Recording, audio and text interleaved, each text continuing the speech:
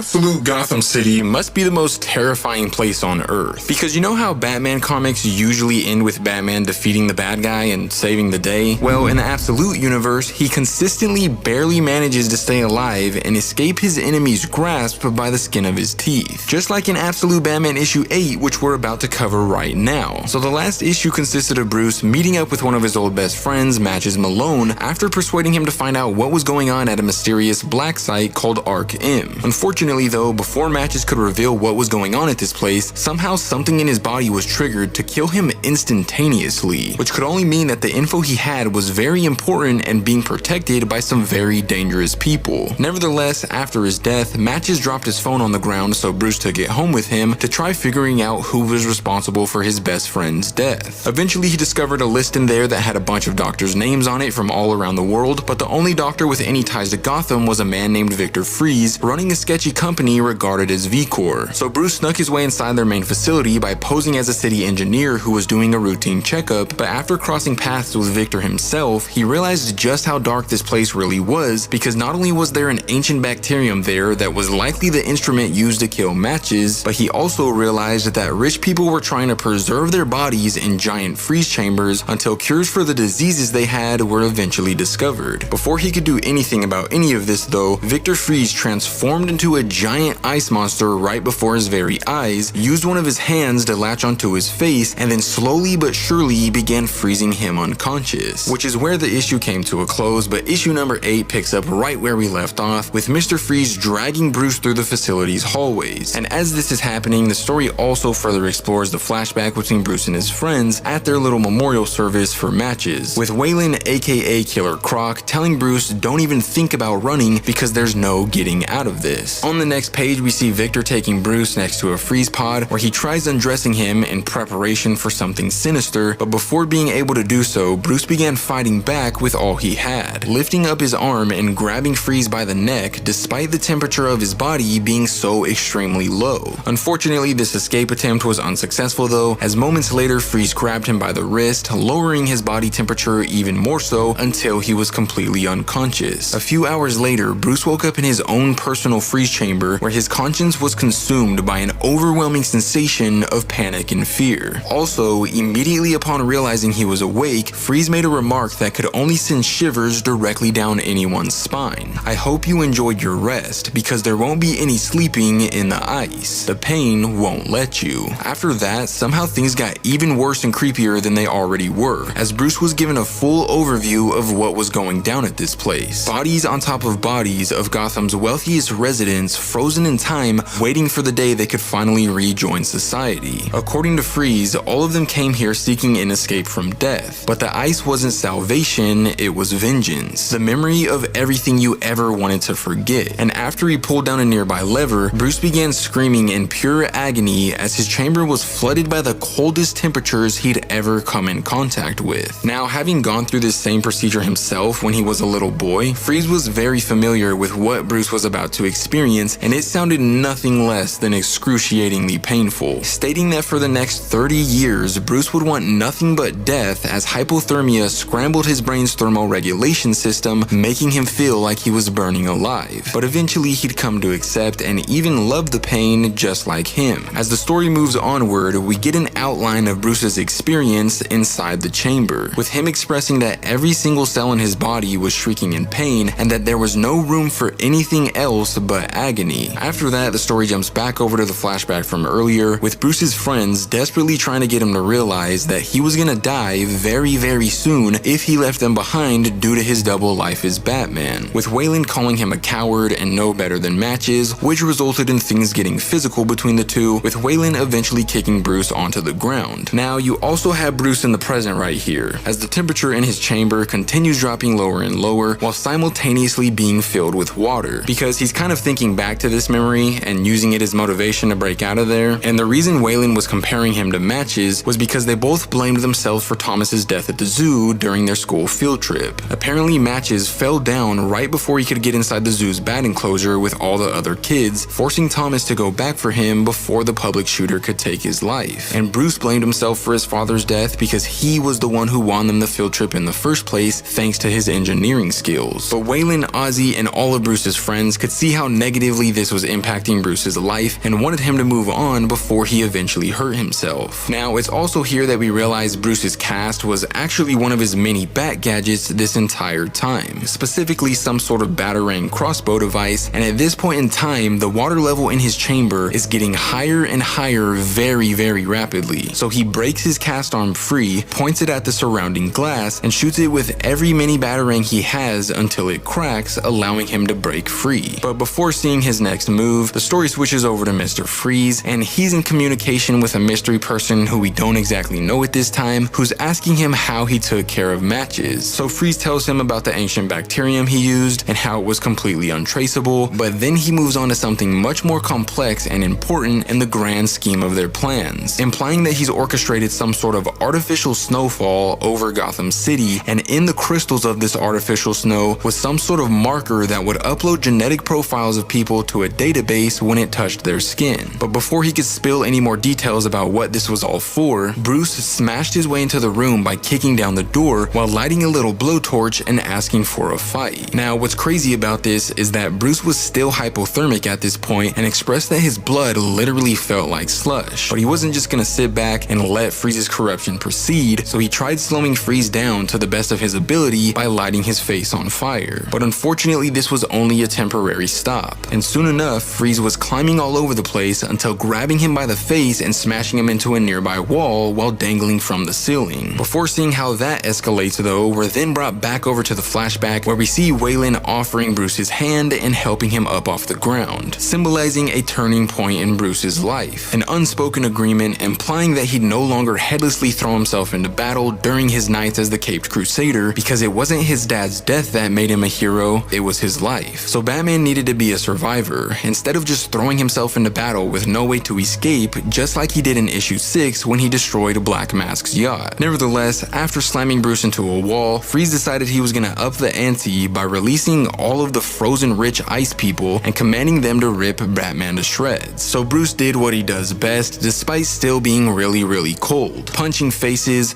knocking off jaws, but eventually he was surrounded by so freaking many of them that he knew it was time to escape and be a survivor, just like his friends told him. So he busted through the wall he was slammed in by Mr. Freeze earlier and used his bat tendrils to latch on the sides of the building until eventually leaping off into the sky and gliding away. And during his time in the air, he called Waylon to fill him in on what was going on with Mr. Freeze, expressing that there was something in the snow and that he'd fill him in on the rest as soon as possible. But more than that, he wanted to thank him for his advice about being a survivor and fighting for his life, because he was right. After that though, the story goes over to Waylon himself, arriving to his gym with a bag of groceries, but before he could even get in the door, he was approached by a sketchy group of men who immediately started gagging him until he went unconscious. And while he laid there on the floor, one of them pulled out a syringe to inject him with some sort of compound before pulling out a phone and remarking that he was the perfect specimen. So the stuff on the phone must be his genetic profile that was obtained earlier thanks to Mr. Freeze and whatever he put in the artificial snow. But sadly, that's when this issue comes to an end, but if you want to see what happens next, let me know in the comments down below.